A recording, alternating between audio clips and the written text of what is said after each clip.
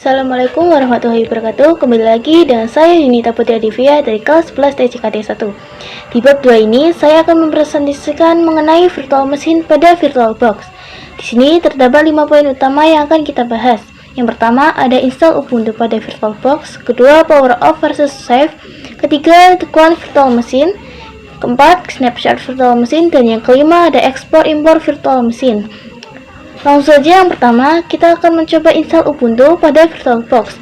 Sebelumnya, teman-teman perlu untuk menginstal Ubuntu server yang dimana nanti Ubuntu server akan di-running ke dalam VirtualBox yang sudah teman-teman install. Langsung saja masuk ke aplikasi pencarian seperti Google Chrome dan sebagainya. Langsung saja di sini kita klik Ubuntu server download. Klik pada web paling atas. Di sini harus yang Ubuntu server ya, jangan Ubuntu desktop. Karena untuk step kali ini kita hanya akan menginstal Ubuntu server. Kita klik saja bagian download dan di sini sedang proses mendownload. Tunggu saja sampai proses penginstalannya selesai. Sekarang kita masuk ke VirtualBox-nya. Oh ya, di sini saya menggunakan VirtualBox versi 7. Di sini kita klik pada bagian new. Kemudian di sini kita bisa memasukkan nama dari virtual machine-nya. Misalnya, kita ingin memasukkan nama Ubuntu 1 seperti ini. Di sini kita memasukkan ISO image-nya. Klik saja pada pilihan alter. Di sini kita memasukkan Ubuntu server yang tadi kita sudah download. Nah, jika sudah, kita bisa klik next. Nah, di sini kita disuruh untuk mengisi username dan password-nya. Jika sudah diisi, kita centang pada bagian use address. Lalu kita bisa klik next. Nah, kemudian kita bisa memasukkan ukuran dari virtual RAM-nya. Teman-teman bebas memasukkan ukuran virtual RAM-nya, yang terpenting masih pada bagian area hijau. Lalu kita klik next. Kemudian di sini masuk ke virtual hard disk. Kita pilih yang create a virtual hard disk now. Kita gunakan ukuran by default saja, yaitu 25 GB. Lalu kita bisa klik next. Nah, di sini kita sudah selesai. Kita bisa klik finish. Oke, kita sudah berhasil membuat virtual machine baru di sini. Selanjutnya, di sini kita bisa langsung klik start. Kita tunggu beberapa saat. Di sini nanti akan memakan waktu beberapa saat ya. Jadi teman-teman harus sabar. Karena untuk proses instalasi memang tidak cepat. Mungkin akan memakan waktu agak lama. Oke, kita sudah masuk ke proses instalasi. Nah, di sini pertama kita diminta untuk memiliki bahasa. Saya pilih bahasa Inggris. Ini bisa langsung kita enter. Nah, di sini kita pilih down, klik pada enter di keyboard. Kita klik down lagi. Di sini dan lagi. Nah, di sini kita klik continue without updating. Lalu di sini kita pilih down. Nah, untuk kursornya itu ada pada tanda X. Nah, untuk bisa mengklik down, teman-teman perlu klik pada tombol arah bawah di keyboard. Lalu di sini kita pilih down. Kemudian di sini kita pilih continue. Seperti tadi kita gunakan tombol panah arah bawah untuk mencapai pilihan continue. Nah, di sini kita disuruh untuk mengisi nama dan password. Jika sudah, kita klik done. Nah, sekarang pada bagian install OpenSSL server, kita klik pada enter pada keyboard untuk menyilangnya. Kemudian kita gunakan tombol arah bawah pada keyboard untuk sampai di down dan klik enter. Nah, di sini kita masuk ke proses booting. Di sini cukup memakan waktu ya, teman-teman. Nah, jika sudah selesai proses bootingnya, kita pilih cancel update and reboot. Jika sudah, kita akan disuruh login. Di sini teman-teman bisa login dengan username dan password yang tadi sudah kita buat. Nah, di sini teman-teman tidak perlu khawatir jika passwordnya muncul pada layar. Jika sudah, kita klik enter. Nah, di sini kita sudah berhasil masuk ke Ubuntu-nya. Nah, di sini kita akan membahas tentang clone virtual machine. Jadi, clone itu fungsinya adalah untuk memperbanyak virtual machine kita. Jadi, contohnya nih, misal kita membutuhkan 2 virtual machine Ubuntu server.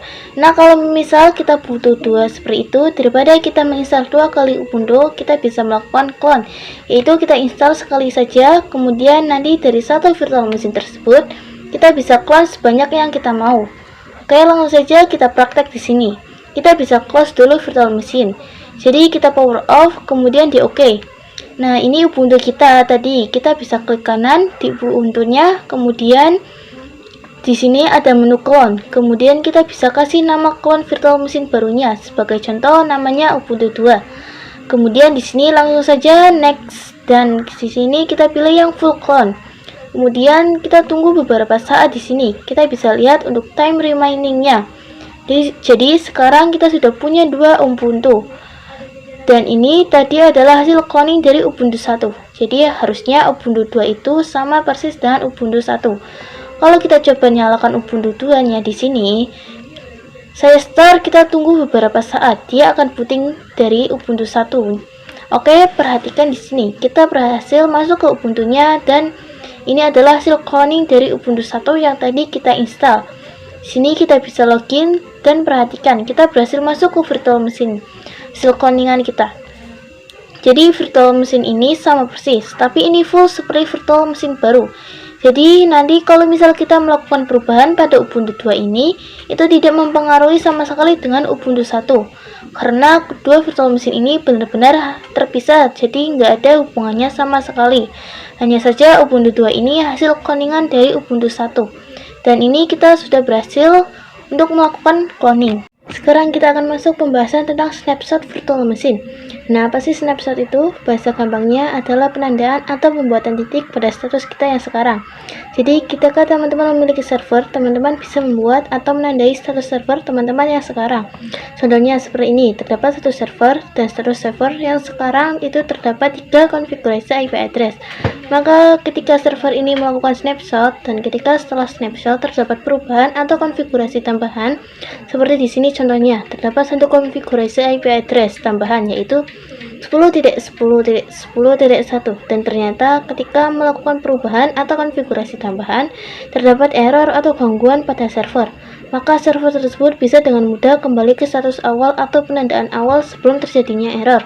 Nah, jadi bahasa gampangnya atau lebih mudahnya adalah pembuatan checkpoint. Oke, langsung saja kita ke praktekkan di server yang sudah kita buat sebelumnya. Di sini saya akan login terlebih dahulu dengan passwordnya. Nah, pada server saya yang sekarang ini masih default ya, jadi nggak ada file apa-apa atau konfigurasi apapun. Ketika saya melakukan perintah ls, ini nggak ada file apapun yang tertampil sekarang. Saya coba ls di sini, jadi ls itu fungsinya adalah untuk melihat isi dari directory. Perhatikan di sini. Sekarang isinya masih kosong, kita nggak punya apapun. Sekarang kita bisa close. Jadi ketika close, kemudian kita power off. Kemudian kita bisa klik dan di sini klik kiri saja. Kemudian masuk ke bagian snapshot. Nah, di sini kita bisa tag snapshot. Untuk namanya, misal kita kasih default state. Di sini kita bisa kasih deskripsi juga. Tapi kalau misalnya nggak dikasih juga nggak apa-apa. Kita bisa langsung oke. Nah, dia akan membuat snapshot seperti ini. Jadi di sini kita memiliki satu snapshot. Selanjutnya kita bisa coba nyalakan Ubuntu-nya. Jadi di sini saya coba klik pada bagian ini, kemudian kembali ke details. Jadi akan masuk ke sini lagi. Kita bisa coba start, kemudian kita akan coba melakukan beberapa perubahan ya. Di sini jadi kita tunggu sampai bootingnya selesai. Oke, di sini kita bisa login passwordnya. Kita klikkan saja. Nah, di sini kita berhasil login. Kita bisa clear dulu, jadi biar lebih enak tampilannya. Kita ls lagi. Ini masih kosong. Kemudian di sini kita coba lakukan beberapa perubahan. Anggap saja kita melakukan konfigurasi server gitu ya.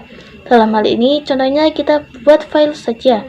Jadi ini hanya contoh kasus saja ya untuk pembuatan file di Linux. Caranya adalah menggunakan command touch. Kemudian nama filenya apa saja. Jadi misal nama filenya adalah a.txt. Kemudian saya spasi b.txt, saya spasi c.txt, saya spasi d.txt dan seterusnya. Sekarang kita membahas tentang ekspor dan impor virtual machine. Jadi ketika kita sudah memiliki virtual machine, itu kita bisa ekspor. Kemudian file tersebut bisa kita kirim ke siapapun dan siapapun bisa mengimpornya. Jadi contohnya kita membuat server untuk kerjaan itu di laptop kita. Kemudian nanti setelah selesai membuatnya di laptop kita bisa ekspor. Kemudian nanti kita bisa import di server kantor milik perusahaan.